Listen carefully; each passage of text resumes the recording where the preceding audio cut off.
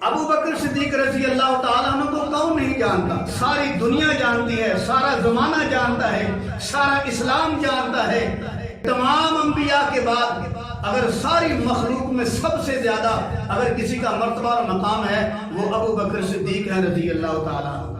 ابو جہل بھی کہا کرتا تھا، ابو لہب بھی مانتا تھا، مشرکین مکہ بھی مانتے تھے اگر مکہ شہر میں کوئی محمد مصطفیٰ کا وفادار ہے تو وہ ابو بکر صدیق ہے رضی اللہ تعالیٰ عنہ۔ ایک مرتبہ ابو بکر صدیق رضی اللہ تعالیٰ عنہ نے مسلمانوں کی گنتی کی تو وہ 39 مسلمان گنے گئے، 39 مسلمان بنے۔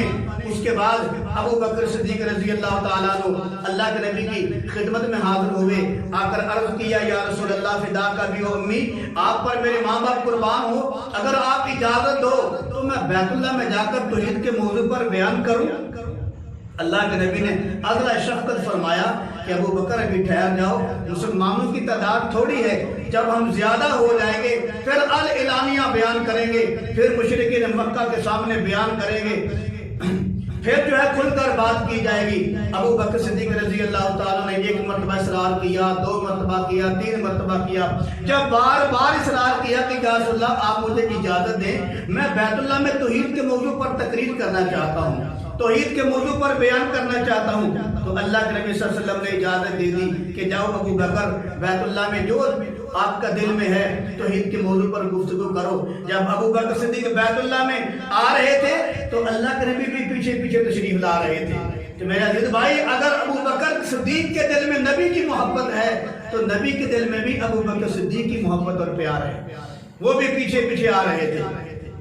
ابو بکر صدیق رضی اللہ تعالیٰ بیت اللہ میں آئے، بیت اللہ میں کھڑے ہو کر لوگوں کو دین کی تبلیغ شروع کر دی، کہا لا الہ الا اللہ محمد رسول اللہ، اعلانیہ کہا، انگلی کھڑی کر کے کہا لوگوں اللہ کے علاوہ کوئی عبادت کے لائق نہیں ہے، اور نبی صلی اللہ علیہ وسلم اللہ کے سچے نبی اور رسول ہیں، جو اللہ کی عبادت کرتا ہے وہ جنت میں جائے گا، جو غیر اللہ کی عبادت کرتا ہے وہ جہنم میں جائے گا، جو میرے محبوب کی اتباع کرے گا وہ جنت میں جائے گا، جو میرے کملی والے کا انکار کرے گا وہ جہنم میں جائے گا۔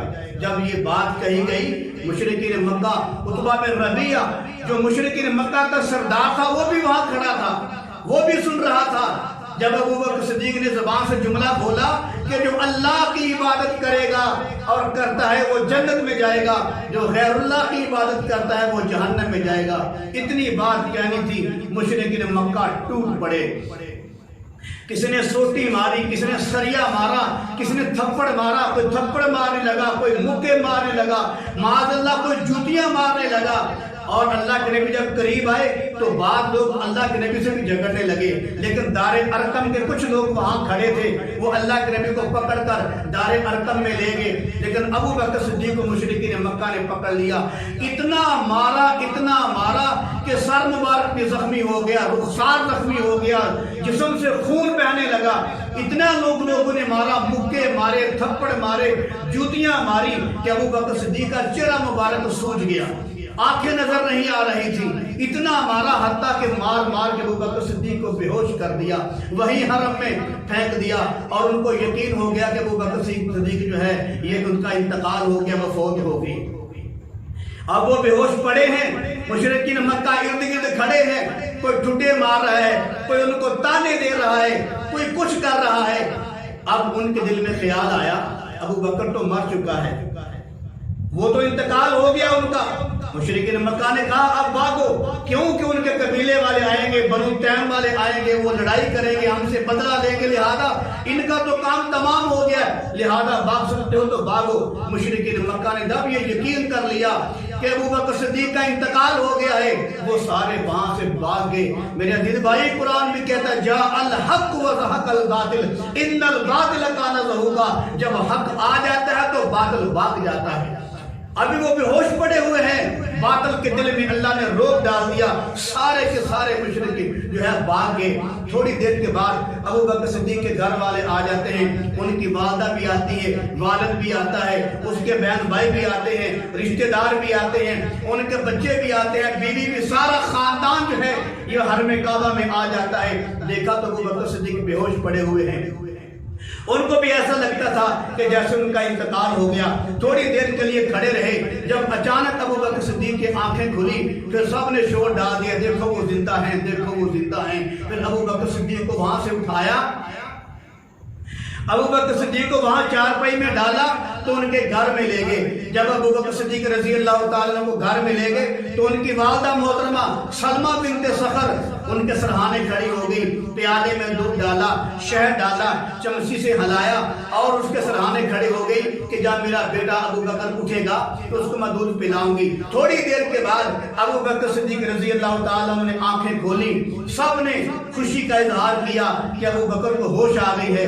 وہ جو ابو بکر صدیق کی والدہ محترمہ تھی, ہاتھ میں دودھ کا پیالہ پکڑا ہوا ہے. ابو بکر جب آنکھیں کھولی تو دیکھا تو ماں رو رہی ہے.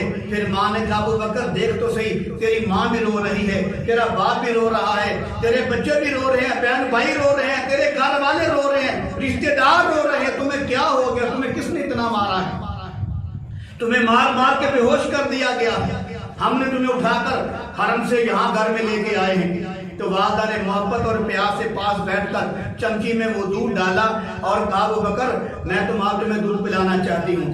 ابو بکر صدیق رضی اللہ عنہ قربان جائے ابو بکر تیری عظمت پر, قربان ابو بکر تیری شان پر, قربان ابو بکر تیری عشق مصطفیٰ پر, قربان ابو بکر صدیق تیری محبت رسول پر. ساری دنیا مل سکتی ہے, ابو بکر جیسا عاشق پیدا نہیں ہو سکتا. جب والدہ محترمہ نے وہ دودھ کا وہ جو چمچہ تھا وہ ڈالنے لگے, ابو بکر صدیق کو پلانے لگی تو ابو بکر صدیق رضی اللہ تعالیٰ نے اپنی والدہ محترمہ کا ہاتھ روک دیا, ہاتھ پکڑ لیا. کہا اماں جان جب تک مجھے یہ نہ پتا چلے میرے آقا کا کیا حال ہے میں دودھ نہیں پیوں گی. تو ماں نے کہا بیٹا, پھر ماں بھی برس پڑی, ماں کو بھی غصہ آ گیا. کہا بیٹا جس کے لیے تو مر رہا ہے, جس کے لیے آج تو بے ہوش ہو گیا ہے, جس کے پیچھے تجھے مار پڑی ہے, تیرے چہرے کو زخمی کر دیا گیا ہے, تیرے سر میں خون نکل رہا ہے, تیرے رخسار سوج گئے ہیں, تیرا منہ سوج گیا ہے, تو پہچانا نہیں جا رہا, پھر بھی اس کا نام لیتا ہے. میں نہیں اس کو جانتی, نہ اس کا میں نے کلمہ پڑھا ہے. پھر ماں نے کہا نہیں تمہیں دودھ پلا کے رہوں گی. جب ان کی والدہ محترمہ سلمہ بنت سخر نے دوبارہ دودھ پلانے کی کوشش کی, ابو بکر صدیق نے پھر ہاتھ کو پکڑ لیا. کہا امی جان قسم بخدا جب تک یہ نہ پتا چلے میرے محمد کا کیا حال ہے ابو بکر دودھ کا قطرہ تک نہیں پیے گا. اب ماں پریشان ہے. ماں کہتی ہے بیٹا میں نے اس کا کلمہ پڑھا ہی نہیں, میں اس کو جانتی نہیں وہ کہاں ہے.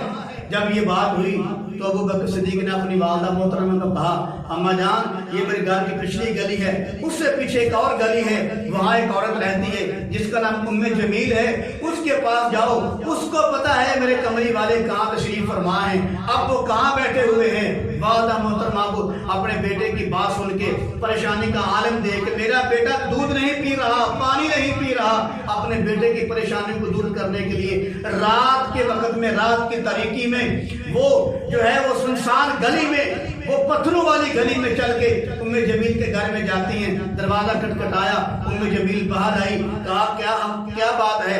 تو ابو بکر صدیق کی والدہ محترمہ نے عرض کیا, کہا ام جمیل میرے بیٹے نے آپ کی طرف بھیجا ہے کہ آپ کو پتا ہے کہ کمری والے کہاں تشریف فرما ہے, مجھے بتا دے میرا بیٹا پوچھ رہا ہے. تو ام جمیل کو پتا تھا کہ آج جھگڑا ہوا ہے, مشرکین مکہ نے ابو بکر کو بڑا مارا ہے, مار مار کے بے ہوش کر دیا ہے. تو ام جمیل کے دل میں خیال آیا یہ ابو بکر کی ماں ہے, شاید بیٹے کے غصے کی وجہ سے نبی کو تلاش کر رہی ہے, معاذ اللہ نبی کو تکلیف دینے کے لیے, نبی کو پریشان کرنے کے لیے. یہ سوچ کر ام جمیل نے انکار کر دیا.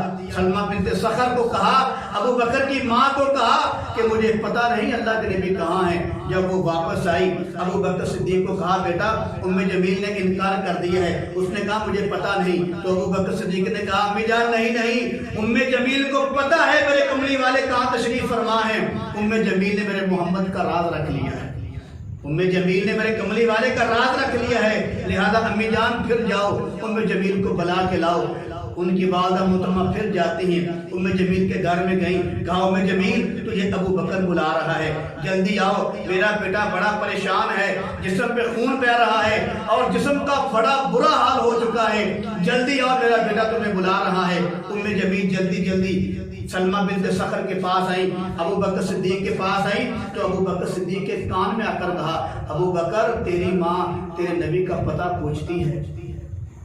ان کو یہ دل میں خطرہ تھا کہ ابو بکر کی وجہ سے کہیں ان کی والدہ محترمہ نبی سے بدتمیزی نہ کرے، نبی کو کوئی تکلیف نہ دے، تو ام جمیل نے ابو بکر صدیق کے کان میں کہا ابو بکر تیری والدہ میرے کملی والے کا پتہ پوچھتی ہے۔ تو ابو بکر صدیق نے کہا ٹھیک ہے، میں نے بھیجا تھا، میرے والدہ کو بتا دو میرے کملی والے کہاں ہیں۔ پھر ام جمیل نے فرمایا کہ آپ کے جو ہے کملی والے محمد مصطفیٰ دار ارقم میں تشریف فرما ہیں۔ ابو بکر صدیق نے کہا اچھا میں خود چلتا ہوں، میرے کملی والے صحیح سلامت ہیں، میرے کملی والے فلاں جگہ تشریف فرما ہیں۔ تو ابو بکر صدیق رضی اللہ تعالیٰ عنہ نے ایک ہاتھ اپنی والدہ محترمہ کے کندھے پہ رکھا، ایک ہاتھ ام جمیل کے کندھے پہ رکھا، بڑی مشکل سے، کیونکہ بڑی مار پڑی تھی، جسم خراب تھا، بے ہوشی کی حالت تھی، بڑی مشکل سے چل کر اللہ کے نبی کے دربار میں حاضر ہوئے۔ جب نبی کی خدمت میں حاضر ہوئے دروازے کو دستک دی، آگے سے سوال ہوا کون ہے؟ جواب دیا کہ میں ابو بکر ہوں۔ دروازہ کھول دیا گیا۔ جب اندر گئے دار ارقم میں، اللہ کے نبی کا جو عاشق رسول ہے، عاشق صادق ہے، دائیں طرف والدہ محترمہ ہے، بائیں طرف ام جمیل ہے، تو جا کر بیٹھنے لگے، بیٹھا نہ گیا حتیٰ کہ زمین پہ گر گئے۔ تو اللہ کے نبی وہاں سے تشریف فرما ہوئے، دیکھا کہ تو ابو بکر آیا ہے اور زمین پر گر گیا ہے۔ جب اللہ کے حبیب آئے تو دیکھا یہ ابو بکر ہے۔ نبی نے فرمایا ابو بکر یہ تیرا کیا حال ہو گیا ہے، تجھے کس نے مارا ہے؟ پھر اللہ کے حبیب نے اپنے سینے کے ساتھ ابو بکر کو لگایا اور ابو بکر صدیق کا ماتھا جو ہے میرے کملی والے نے چوما، میرے محمد مصطفیٰ نے ماتھے کا بوسہ دیا اور کہا ابو بکر تمہیں کیا ہو گیا ہے؟ ابو بکر صدیق نے کملی والے کے چہرے مبارک کو دیکھا، دیکھ کر کہنے لگے، فرمایا کل مصیبت بعد محمد جلالو، کہ یا رسول اللہ آپ کا چہرہ دیکھنے کے بعد میری ساری مصیبتیں ختم ہو گئی۔ جب میں نے آپ کا چہرہ مبارک دیکھ لیا ہے میری ساری تکلیفیں ختم ہو گئی ہیں۔ یہ ہے عاشق رسول، یہ ہے محبت رسول، یہ ہے عشق مصطفیٰ۔ میں کہتا ہوں ساری دنیا کی طرف ہو جائے، اللہ کی قسم محمد ابو بکر صدیق جیسا کوئی ماں عاشق پیدا نہیں کر سکتی۔ ابو بکر صدیق کو مار پڑی ہے کوئی پرواہ نہیں، لوگوں نے ٹھوٹے مارے ہیں کوئی پرواہ نہیں، لوگوں نے لوہے کی سلاخیں ماری ہیں کوئی پرواہ نہیں کی، لوگوں نے جوتیاں ماری ہیں کوئی پرواہ نہیں کی۔ ماں نے دودھ دیا، دودھ کا انکار کر دیا، میرے عزیز بھائی کسی چیز کی پرواہ نہیں کی، لیکن جب محمد مصطفیٰ کا چہرہ مبارک دیکھا تو فرمانے لگے یا رسول اللہ آپ کا چہرہ دیکھنے کے بعد میری ساری تکلیفیں ختم ہو گئی۔ پھر میں کہنا چاہتا ہوں یا الہی آج تو صدیق سا ایمان پیدا کر، عمر فاروق سا کوئی جری انسان پیدا کر، جہاں سے گم ہو حیا وہاں عثمان پیدا کر، علی مرتضیٰ شیر خدا جیسی آن پیدا کر، یا الہی تڑپنے پھڑکنے کی توفیق دے، دل مرتضیٰ سوز صدیق دے۔